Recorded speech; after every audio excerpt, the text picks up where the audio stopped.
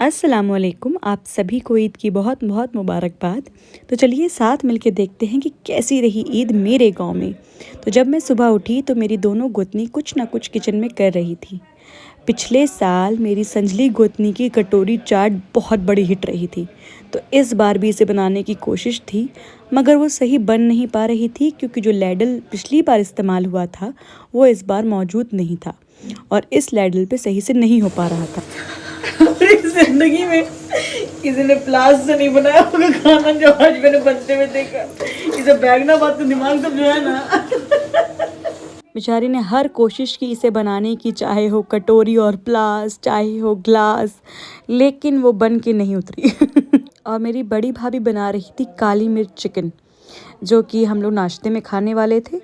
मैंने कुछ ख़ास इस बार बनाया नहीं क्योंकि मेरा छोटा बच्चा था ना। मैं बस गार्निशिंग के आइटम्स को काट रही थी। इसके बाद निकली शीर के लिए प्यालियाँ, जो कि बहुत ज़रूरी है। शीर बनाई थी मेरी बड़ी भाभी ने और वो काफ़ी मज़ेदार बनी थी। और ये है हमारे घर की छोटी छोटी सी लड़कियाँ जो तैयार हो गई हैं, और मैंने भी अपनी ईद का जोड़ा बाहर निकाल लिया है। इसके बाद ये अंगूठियाँ मैंने मंगाई थी शाहीन स्टूडियो से, जो कि मुझे बहुत पसंद है। मेरी ईद की आउटफिट रील में आपने देखा ही होगा कि मैंने अपने हस्बैंड से मैच करके कपड़े पहने हैं। इसके बाद ईदी को देने का सिलसिला शुरू हो गया। ये दोनों चीज़ें मुझे क्रिएटिव मैनियक पेज इंस्टाग्राम से आई थी, तो इसमें मेरे हस्बैंड ने रख के ईदी थी और दोनों ही लड़कियां बहुत ज़्यादा खुश हो गई, क्योंकि अगर कोई क्रिएटिव चीज़ में अगर ईदी मिलती है तो सबको बहुत पसंद आती है। तो इसी चीज़ को मद्देनज़र रखते हुए मैंने क्राफ्टिलिशियस से ये बहुत ही खूबसूरत हैम्पर मंगवाया था, जिसमें सबकी ईदी भी थी और एक तस्बीह भी थी। सबसे पहले अरहान की ईदी, उसमें चोकोलोट पाई भी था। उसके बाद इसी तरीके से शाजिल की ईदी, दोनों घर के छोटे बेटे और बाकी जितनी लड़कियों को ईदी देनी थी उसको मैंने इन बॉक्सेस में मंगवाया था। तो बॉक्सेस बहुत ही मैं आपको दिखाती लग रहे थे क्या था। तो चलिए साथ मिलके देखते हैं, क्योंकि मैं भी इन्हें पहली बार देख रही थी और यहाँ अनबॉक्सिंग जो कर रही है वो जोया कर रही है, क्योंकि उनके ही हाथों में इतनी खूबसूरत मेहंदी लगी हुई थी। तो सबसे पहले हम लोग जोया का ही बॉक्स देखते हैं, क्योंकि उनकी ईद इसी में आई थी। तो इस तरीके से इसे खोला जाता है और अंदर लिखा होता है कि जोया आपकी ईदी, और साथ ही 2 चोकोलोटो पाई या फिर डार्क फैंटेसी बिस्किट दोनों उसमें प्रेजेंट था। ऐसे ही ईशल की भी ईदी थी और इनाया की भी ईदी थी, और दोनों लड़कियां बहुत खुश हो गई थी इसे देख करके। तो इस तरीके से आप इसमें पैसों को रख करके इन्हें ईदी दे सकते हैं।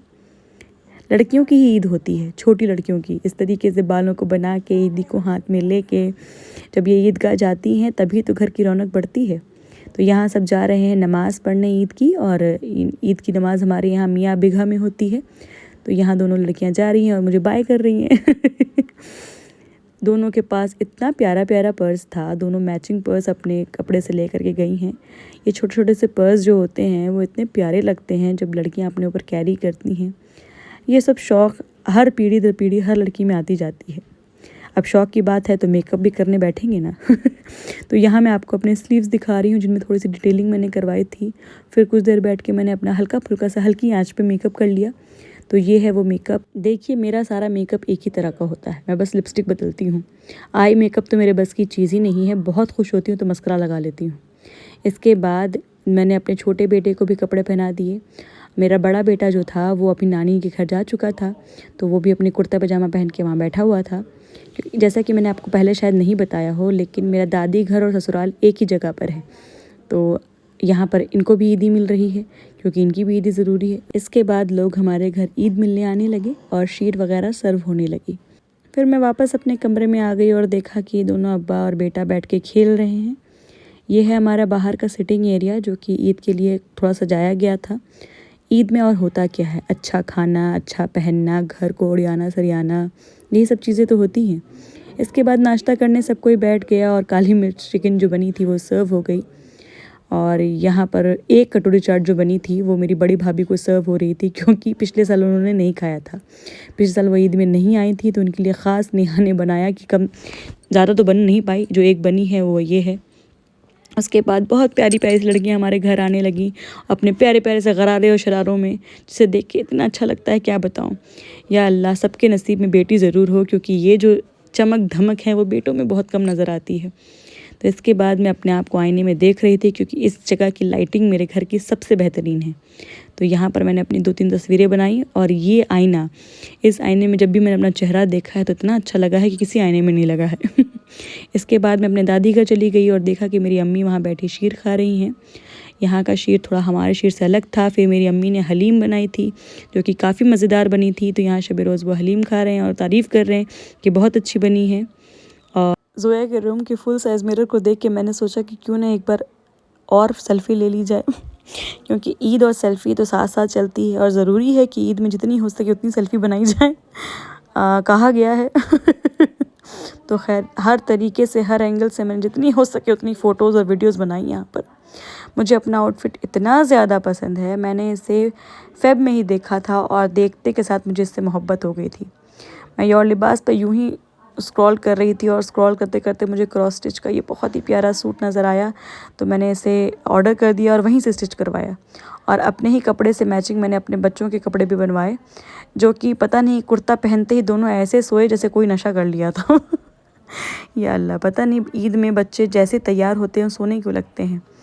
इसके बाद मैंने देखा कि ज़ोया अपनी अम्मी का हल्का फुल्का सा मेकअप कर रही हैं, तो मैंने पकड़ा शबरोज़ को कि शबरोज़ आइए ना, अच्छी लाइटिंग है, थोड़ा सा सेल्फ़ी लिया जाए। तो फिर मैंने इनके साथ सेल्फ़ी ली और यहाँ भी लोग फिर ईद मिलने आने लगे। और इसके बाद हम लोग भी किसी के घर गए ईद मिलने के लिए, क्योंकि ये भी ज़रूरी है। तो ये हमारे पड़ोस का घर है जहाँ पर बहुत ही खूबसूरत एक्वेरियम है, और वहाँ एक्वेरियम पे बैठ के मैं फ़िश को देख रही थी। फिर गए हम इनकी बहुत ही एस्थेटिक बालकनी में जो कि नई बनी है और बहुत ही खूबसूरत तरीके से लड़कियों ने सजाई है। देखिए ये लड़कियों वाला घर है। यहाँ पर 2 बेटियाँ हैं और ये लोग खूब दिल से और शौक़ से अपने घर को सजाती हैं। तो इनका घर इतना प्यारा लगता है, मुझे कुछ कहने को नहीं, और मुझे यहाँ बहुत सुकून महसूस होता है। लड़कियों वाले घर की बात ही अलग होती है।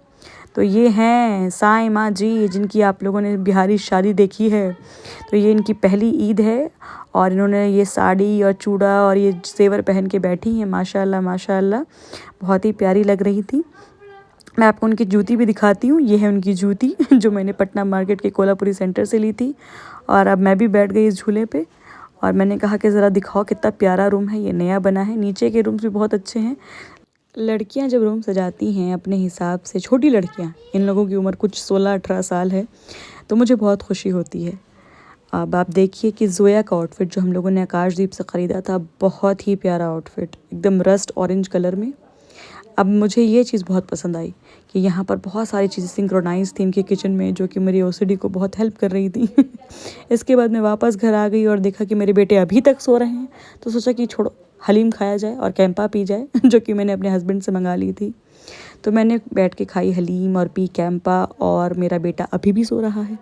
दोनों बेटे अभी तक सो रहे थे, तो इसलिए गप चल रही थी। ईद के दिन बैठ के गप्पी तो होगी ना, और साथ बैठ के लूडो भी खेली जाएगी, क्योंकि वो भी ज़रूरी है। तो यहाँ घर के सारे बच्चे अपने चाचू के साथ बैठ के लूडो खेल रहे हैं। इसके बाद मैं वापस से अपने दधियाल गई और वहाँ जा कर के मैंने आइसक्रीम खाई। देखिए, मैंने इतनी बार आना जाना किया है, मैं आपको बता नहीं सकती हूँ। यहाँ मेरे पापा बैठे खा रहे हैं और ये है ज़ोया। इसके बाद साइमा की बहुत प्यारी प्यारी सी दोस्त लोग आई, जो कि आकर के कोई हलीम, कोई शीर खा रही थी, और खाते हुए भी इतनी प्यारी लग रही थी कि मैं आपको क्या बताऊँ। माशाल्लाह से मेरे मौलानाडी में खूबसूरती तो भर भर के है। इसके बाद ज़ोया बैठ के अपनी ईदी गिन रही थी, और ये बहुत ज़रूरी काम है। और ज़ोया अपनी ईदी से खुश नहीं थी कि इस बार बहुत कम मिला है, लोगों ने बहुत कंजूसी दिखाई है। खैर, हमें क्या, हम तो बैठे अपना दही भल्ला खा रहे थे। उसके बाद मैंने सोचा कि चलो ज़रा सा बाहर जाते हैं और अपने दोनों बच्चों के साथ थोड़ी तस्वीरें बनाते हैं। इसके बाद मैंने शाहज़ेन की ड्रेस बदल दी और उन्होंने पहन लिया जो ज़ेबा ने दिया था, मेरी पहली ईद वाला आउटफिट। बहुत प्यारा लग रहा था मेरा बच्चा, माशाल्लाह माशाल्लाह। इसके बाद साइमा के ससुराल से एक और जोड़ा उसके लिए आया, जो कि बहुत खूबसूरत और बहुत ही नफीस लग रहा था। एकदम ठंडा कलर था, जिसको पहन करके आदमी खुश हो जाए। फिर हम लोग बैठ गए बिरयानी खाने के लिए, क्योंकि बिरयानी बनी थी मेरे दधियाल में। और ये है ज़ोया का बहुत हसीन कमरा। देखिए, मुझे तो कभी कभी यकीन नहीं होता है कि ये मेरी ही बहन है। इसके बाद साइमा ने आउटफिट बदल ली, और ये जो हम लोगों ने पटना से उसके लिए ख़रीदा था वो वाला आउटफिट पहन लिया और बैठ के खाजा खाने लगी, जो कि खाजा मेरे हस्बैंड सिलौर से लाए थे लस्सी के साथ। मीठी मीठी लस्सी सिलौर की, और खाजा का जो मज़ा है ना, मैं आपको क्या बताऊँ। तो यहाँ पर मैं बैठ कर के लस्सी पी रही हूँ और सोच रही हूँ कि ये रोज़ क्यों नहीं मिल जाती मुझे। यहाँ फिर मुझसे शाम में ईद मिलने के लिए मेरे बहुत प्यारी प्यारी सी दोस्त लोग आई, जिसमें से एक हैं तज़ीन, जिनका इतनी खूबसूरत साड़ी इन्होंने पहनी। सिल्क की ऐसी साड़ियाँ कभी आउट ऑफ फैशन नहीं होती हैं, ये जब भी पहनी जाए अच्छी ही लगती हैं। इसके बाद मैं दिन का चौथा चक्कर लगा के वापस से अपने ससुराल आ गई और यहाँ हम लोग की तैयारी चल रही थी काको जाने की, क्योंकि नेक्स्ट डे काको में 1.25 महीने का फंक्शन था। और रात में फिर शब रोज़ और मैंने मिलके रोटियां बनाई और मैंने मटर पनीर शायद बनाया था, थोड़ा दिमाग से निकल रहा है। और हम लोगों ने साथ में बैठ के रोटी बनाई, जो कि मुझसे कई गुना अच्छी रोटी मेरे हस्बैंड जी बनाते हैं। इनके पास जो ट्रेनिंग है रोटी की वो मेरे पास कभी नहीं आ पाएगी। मेरी एक आध रोटी कभी बेगोल हो जाती है, लेकिन इनकी सारी रोटियां हमेशा गोली उतरती हैं, वो भी फूली फूली नरम नरम। जी इतनी अच्छी रोटी बनाते हो तो बीवी के सर में अक्सर रोटी बनाने से पहले दर्द हो जाता है कि आज मेरे सर में ज़रा दर्द है, आप ही रोटी बना दीजिए ना। ऐसी बातें आपको सुनने को मिल सकती हैं, क्योंकि जब इतनी ज़बरदस्त रोटियां किसी को बनानी आती हों तो उसका क्या ही बात। तो वो रोटियां बेल रहे थे और मैं सेक रही थी। लाइफ तो ऐसी ही होती है ना कि कोई एक साथ में बैठ के अगर रोटी बेल दे तो हीरो के हार से ज़्यादा आपको कीमती हो जाता है। इसके बाद हम सभी लोगों ने बैठ के रात का खाना खाया और पहली ईद मेरे शाज़ेन की ख़त्म हो गई। अल्लाह हाफ़िज़।